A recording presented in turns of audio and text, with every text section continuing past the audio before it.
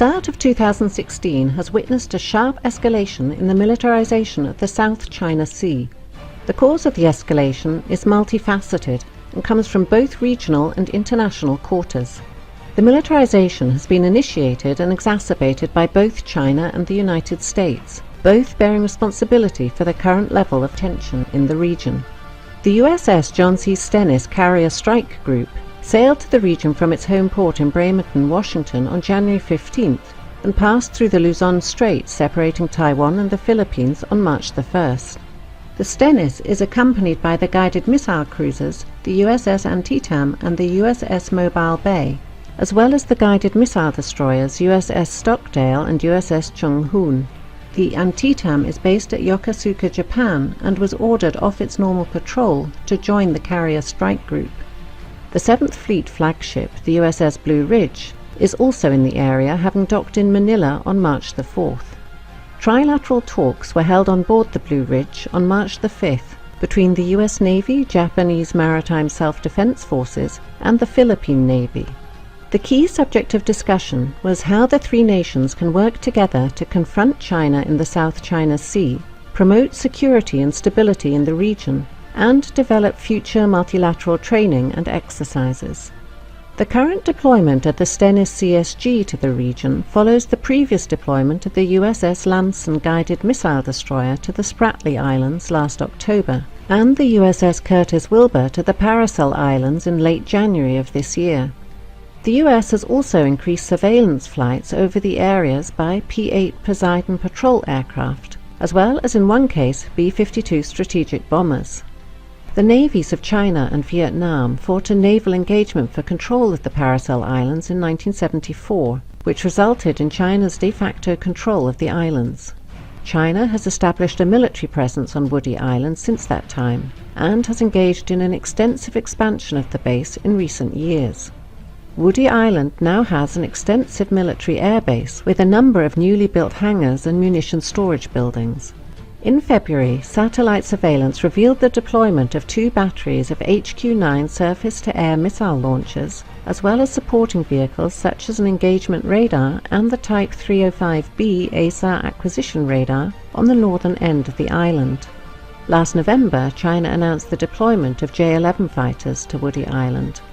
As land reclamation and building efforts on the part of the Chinese continue at Fiery Cross Reef and Mischief Reef in the Spratly Islands, with no signs of slowing down in the immediate future, it will be interesting to see if the US Navy increases the size and tempo of future patrols in the area.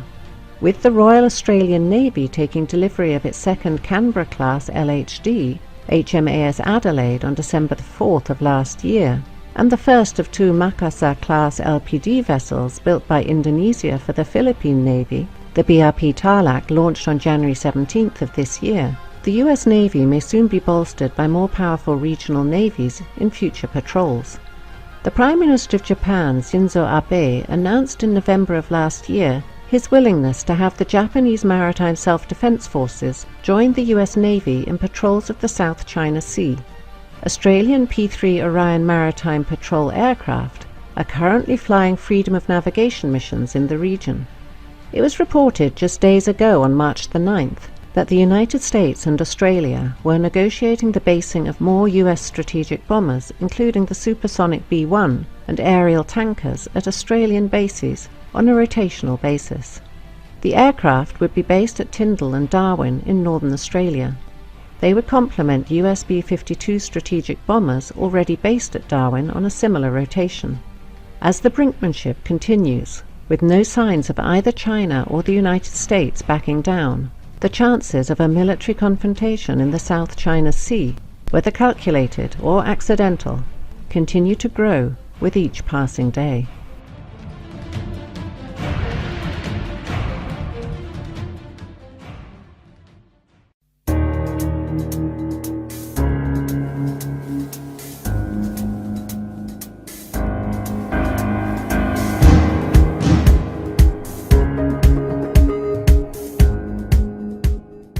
U.S. Naval Services have released a new maritime strategy, a plan that describes how the Navy, Marine Corps, and Coast Guard will design, organize, and employ naval forces in support of its global dominance. The new strategy, titled A Cooperative Strategy for the 21st Century Superpower, highlighted forward, engaged, and ready as key words and kept the original theme of ensuring our capability to intervene overseas. It calls for increasing the Navy's forward presence to 120 ships by 2020, up from about 97 ships today. This includes forward basing 4 ballistic missile defense destroyers in Spain and stationing another attack submarine in Guam by the end of 2015. The Navy is scheduled to increase presence in the Middle East from 30 ships today to 40 by 2020. The strategy reinforces the continued need to strengthen the partnerships and alliances by stressing the importance of operating in NATO maritime groups and participating in international training exercises. The U.S. strategy emphasizes operating forward and making proxies across the globe, especially in the Indo-Asian Pacific region.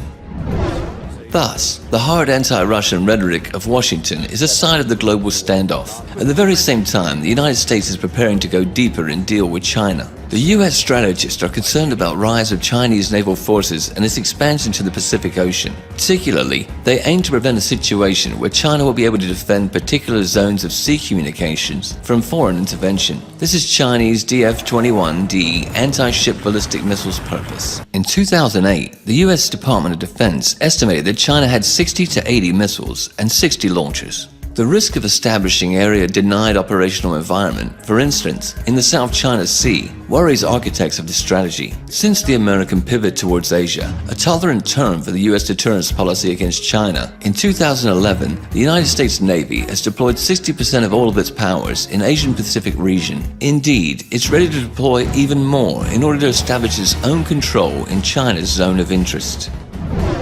Armed with its own unparalleled navy, the U.S. gets a louder voice and more power to restrict military or economy use of the oceans by other countries. In other words, it indicates the U.S. intention to control the trade in the Indian Ocean and the Pacific, or even monopolize it in those waters. Now here's where the problem is. In April, China overtook the United States as the world's top importer of crude oil, and 80% of this oil, and many other important resources, China imports through the Malacca Strait, which the Chinese Navy doesn't control. In this context, it's clear why Beijing claims sovereignty over nearly all of the South China Sea and is building a military base in Djibouti. China supports counter-piracy operations in the Gulf of Aden, conducts humanitarian assistance and disaster response missions enabled by its hospital ship, and participates in large-scale, multinational naval exercises. Washington immediately protested against the China-Djibouti relations and expressed concern over China's plans to build a military base in the Obok region, but to no avail. China has to defend the supply of oil over a long way and isn't able to do it right now.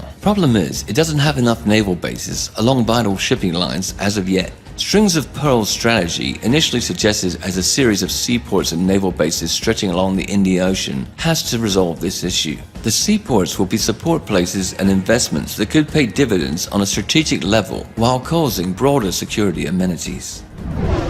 China's naval defense strategy is grounded on the combination of offshore waters defense with open seas protection concepts. The offshore waters defense consists of 2 missions. One is to protect China's eastern coastal area, which is the country's most economically vibrant region. The other is to ensure the safety of the expanding shipping lines that are vital to China's economic growth. Open seas protection concept also has 2 elements. One is to extend maritime protection to waters over 600 miles from the Chinese coast by building supply depots in the disputed South China Sea, trying to conduct submarine activities in the Indian Ocean, and acquiring bases beyond the region. The other is to develop capabilities to conduct non-conventional security operations outside the region, such as naval diplomacy, joint maritime law enforcement, and humanitarian assistance. Compared with the United States, the PLA Navy has sufficient self-defense capabilities, but deficiency in cross-region operations and force projection is evident, though Beijing is trying to change that. On the other side, China's unique geographical location allows it to establish control over its local seas, the Yellow Sea, the East China Sea, and the South China Sea. That is what the United States has accused China of doing in the last 5 to 10 years. The so-called anti-access area denial A2AD, or the Fort Fleece strategy. This is the real reason for the boiling over for China's island work in the South China Sea. Washington is sufficiently alarmed by a perspective to lose the maritime control in the region and has started the naval force race under an umbrella term of all domain access. Despite this, Beijing is adamant. In June, China said it was shifting work on disputed South China Sea islands from the dredging of land to the construction of military and other facilities.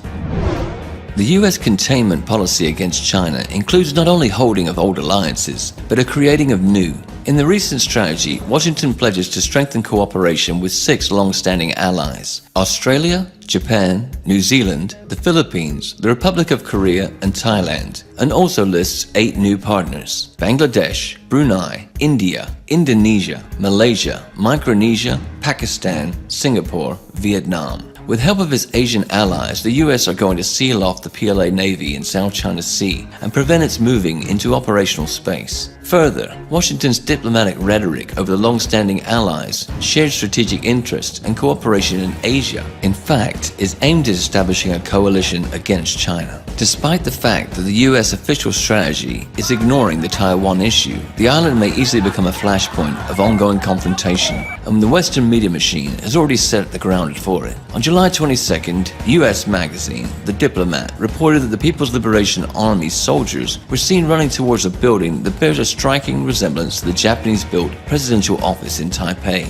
During the Series C of this year's live-fire Stride 2015 Zurine military exercises, the magazine argues 2 things. First is that PLA is practicing the storming of the presidential office to bring pressure on Taiwan in the context of its presidential and legislative elections in January 16, 2016. Second is Chinese military has been preparing to invade the island, but the fact should be taken in its proper context. The military drills are a signal not for Taiwan, but for the US. China shows its capacity to solve a Taiwan problem by force, to predict an attempt to use the island for strengthening of the US military presence. Also, aggressive activity of US special services through Taiwan or an economic sabotage threatening it. In other cases, Beijing would much prefer to reintegrate Taiwan without having to resort to force, but by cultural, economic, and political tools. Moreover, it already has a successful experience of lost territories reintegration, Macau and Hong Kong.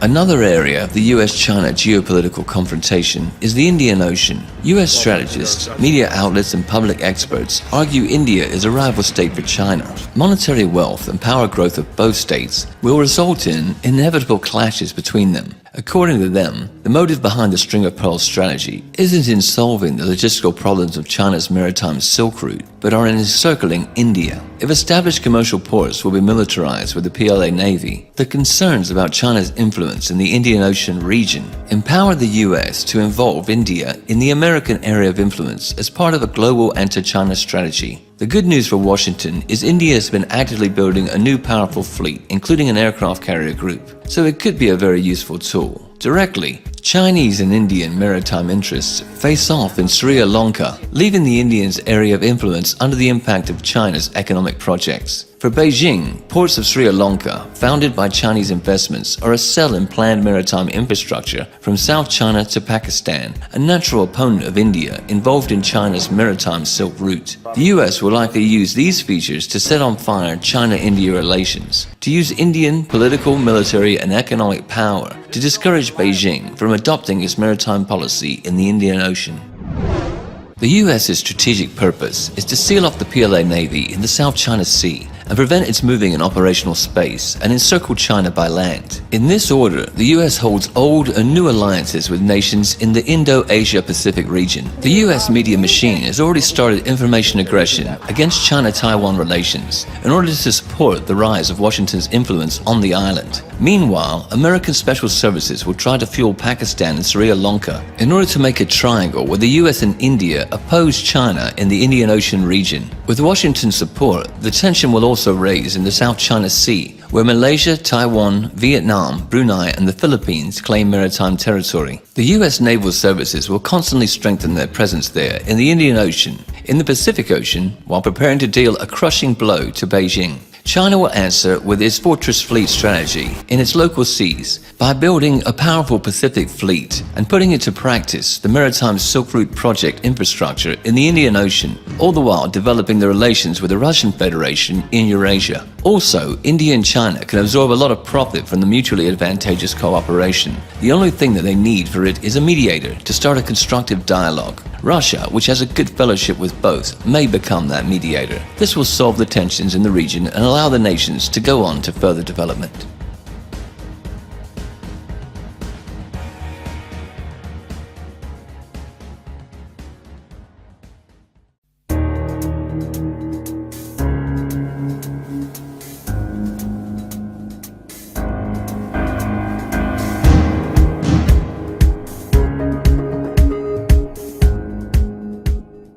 After months of mounting rhetorical war, the United States has conducted a patrol through the South China Sea. On Tuesday, the guided missile destroyer USS Lassen transited the area, sailing within 12 nautical miles of at least 2 China-made islands. A Chinese guided missile destroyer and a naval patrol ship shadowed and gave warnings to the US warship. Then Chinese Vice Foreign Minister Yang Zhisu summoned US Ambassador Max Baucus, lodging serious representations and expressing strong discontent over a US warship patrol. Beijing's attitude was that the US threatened China's sovereignty and security interests. In turn, Washington has demonstrated with this action that it rejects China's claim that the built islands mark Chinese territorial waters. Indeed, it wasn't the first public confrontation of the US and China. Tuesday's US patrol parallels the response to China's 2013 assertion of its expanded air defense identification zone in the East China Sea. Washington responded by dispatching 2 B-52 bombers to fly through the newly claimed Chinese airspace, defying China's rights to assert sovereignty over what the United States classified as international airspace. The official US position is that its vessels would sail close to land masses occupied by Vietnam and the Philippines, as well as to demonstrate support for freedom of navigation rather than the specific targeting of China. Nonetheless, it's clear that these so-called freedom of navigation patrols will continue. The US regional allies also claiming the South China Sea waters will likely welcome the actions. Despite the rhetoric about a freedom of navigation, the US has pragmatic interests in this region. In the ongoing US-China standoff in the Indo-Asia-Pacific region, the East and South China Seas, the Strait of Malacca, the Bay of Bengal and Indian Ocean, as well as countless peripheral lagoons and bays, a crucial point of the competition. Ownership of a particular island, reef or rock, and the right to name a body of water is more than a question of sentimentality. It is the foundation of many national policy strategies. Securing the right to patrol, build bases, and regulate trade through these waterways can mean access to the resources critical to sustaining economic growth and political stability. The Obamas' pivot to Asia and the US newly released maritime strategy de facto means that Washington has taken a course on a long-standing countering of China's influence in the region. A core but often unstated component of the US national strategy is to maintain global superiority at sea. By controlling the seas, the United States is able to deploy military power and to control the movement of goods worldwide. China's maritime strategy aimed to defend its eastern coastal area and crucial maritime routes in the Indian Ocean challenges the American approach. China has already stated continued incursions will lead to more concrete responses. The question now is one of the next steps. It's likely that neither side with contrary maritime interests will find the answer to avoid a crisis even if they did want to do this. Furthermore, they have domestic and international reasons not to step back from their contradictory positions. In the Indo-Asia-Pacific region, the US has been rapidly building political, economic and military alliances to balance the raise of China's economic and military power. Beijing can't ignore this fact. Thus, both sides systematically move to a situation making possible a confrontation. But firstly, the tensions should escalate into crisis in the South China Sea.